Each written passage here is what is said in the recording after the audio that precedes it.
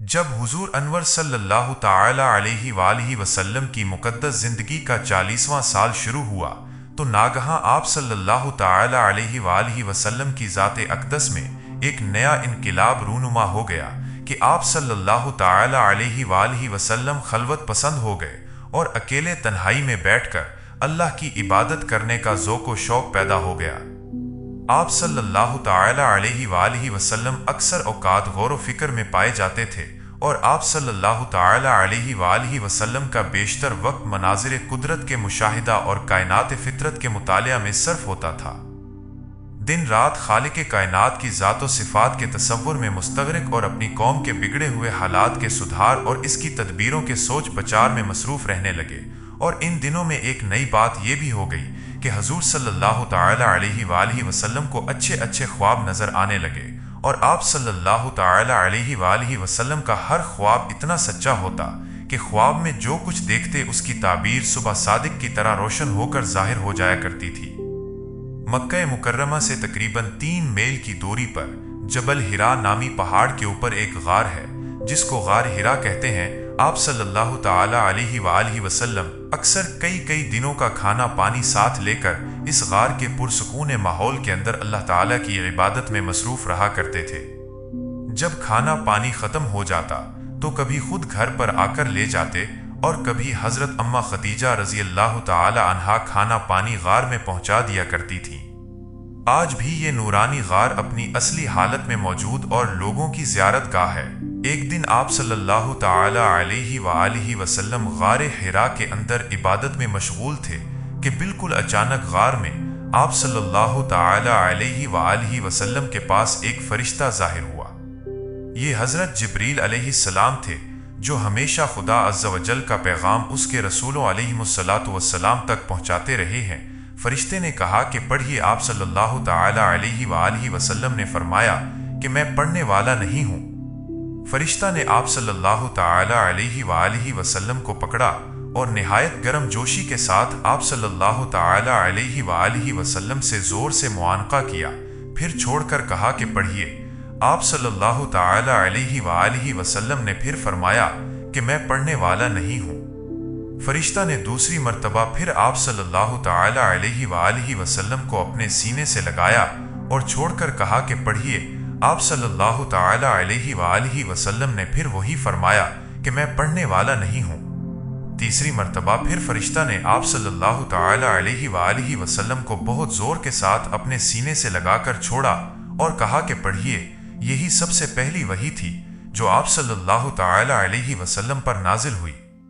ان آیتوں کو یاد کر کے حضور اقدس صلی اللہ تعالی علیہ وآلہ وسلم اپنے گھر تشریف لائے، مگر اس واقعہ سے جو بالکل ناگہانی طور پر آپ صلی اللہ تعالی علیہ وآلہ وسلم کو پیش آیا، اس سے آپ صلی اللہ تعالی علیہ وآلہ وسلم کے قلب مبارک پر لرزہ طاری تھا۔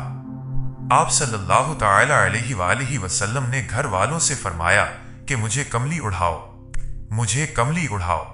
جب آپ صلی اللہ تعالی علیہ وآلہ وسلم کا خوف دور ہوا اور کچھ سکون ہوا تو آپ صلی اللہ تعالی علیہ وآلہ وسلم نے حضرت اماں خدیجہ رضی اللہ تعالی عنہا سے غار میں پیش آنے والا واقعہ بیان کیا اور فرمایا کہ مجھے اپنی جان کا ڈر ہے۔ یہ سن کر حضرت خدیجہ رضی اللہ تعالی عنہا نے کہا کہ نہیں، ہرگز نہیں، آپ صلی اللہ تعالی علیہ وآلہ وسلم کی جان کو کوئی خطرہ نہیں ہے۔ خدا کی قسم، اللہ تعالی کبھی بھی آپ صلی اللہ تعالی علیہ وآلہ وسلم کو رسوا نہیں کرے گا۔ آپ صلی اللہ تعالی علیہ وآلہ وسلم تو رشتہ داروں کے ساتھ بہترین سلوک کرتے ہیں، دوسروں کا بار خود اٹھاتے ہیں، خود کما کر مفلسوں اور محتاجوں کو عطا فرماتے ہیں، مسافروں کی مہمان نوازی کرتے ہیں اور حق و انصاف کی خاطر سب کی مصیبتوں اور مشکلات میں کام آتے ہیں۔ اس کے بعد حضرت خدیجہ رضی اللہ تعالی عنہا آپ صلی اللہ تعالی علیہ وسلم کو اپنے چچا زاد بھائی ورقہ بن نوفل کے پاس لے گئی۔ ورقہ ان لوگوں میں سے تھے جو موحد تھے اور اہل مکہ کی شرک و بت پرستی سے بیزار ہو کر نصرانی ہو گئے تھے اور انجیل کا عبرانی زبان سے عربی میں ترجمہ کیا کرتے تھے۔ بہت بوڑھے اور نابینا ہو چکے تھے۔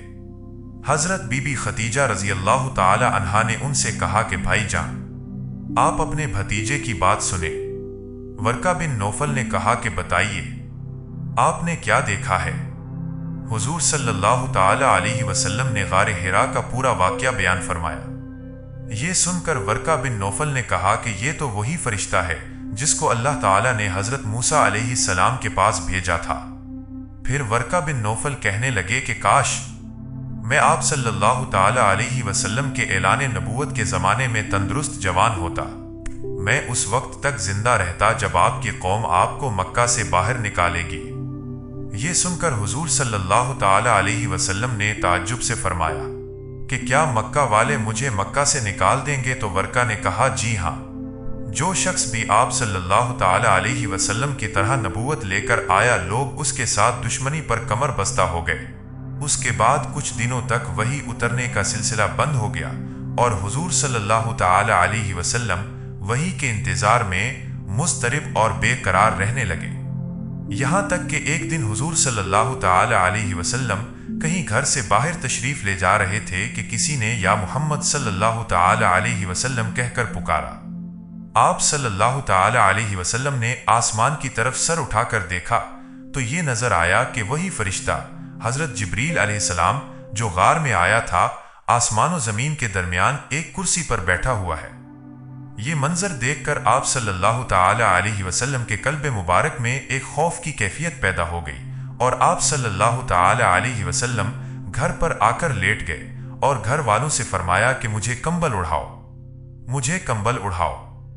चुनाचे आप सल्लल्लाहु ताला अलैहि वसल्लम कंबल ओढ़कर लेटे हुए थे कि नागहां आप सल्लल्लाहु ताला अलैहि वसल्लम पर सूरह मुदस्सिर की इब्तिदाई आयात नाजिल हुई और रब ताला का फरमान उतर पड़ा, ए बाला पोश ओढ़ने वाले खड़े हो जाओ, फिर डर सुनाओ और अपने रब ही की बड़ाई बयान करो और अपने कपड़े पाक रखो और बुतों से दूर रहो। इन आयात के नुज़ूल के बाद हुजूर सल्लल्लाहु ताला अलैहि वसल्लम को अल्लाह ताला ने दावत इस्लाम के मनसब पर मामूर फरमा दिया और आप खुदावंद ताला के हुक्म के मुताबिक दावत हक और तबलीग इस्लाम के लिए कमर बस्ता हो गए।